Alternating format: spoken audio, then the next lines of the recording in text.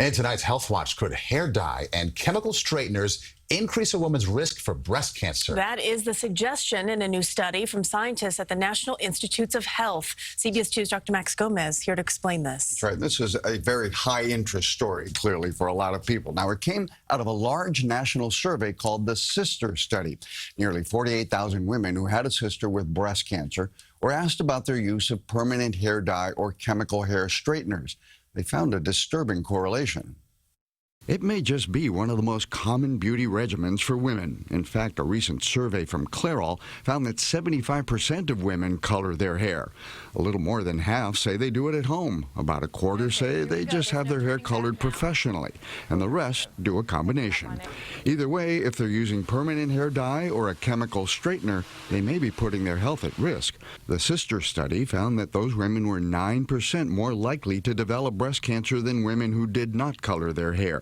Something that made women we spoke with think twice about dyeing their hair. Now that I know about it, yeah, I would consider not doing it anymore.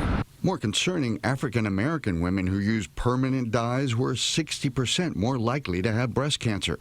That may be due to a higher inherent risk in African-American women. African-American women are already at a higher risk of breast cancer. So again, this may be exacerbating that inherent risk.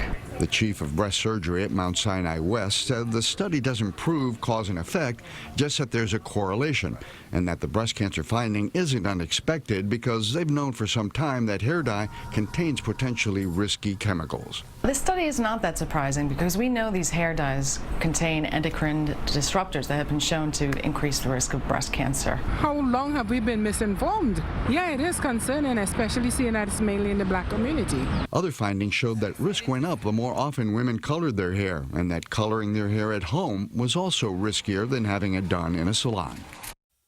Now, that may be due to being messier with the dye at home, getting more chemicals on your hands, and also while you're cleaning up. So what should you do? Well, semi-permanent or temporary dyes appeared to be safer, but if you have a relative with breast cancer, you should talk to your doctor about having your hair dyed. So it's complicated. That number, other than the African-American correlation, is actually pretty low, so it's not something to really get too panicked over. All right, got to get used to my gray hairs. Might not happen, is my guess. Anything but that, right? Thank you, Dr. Max.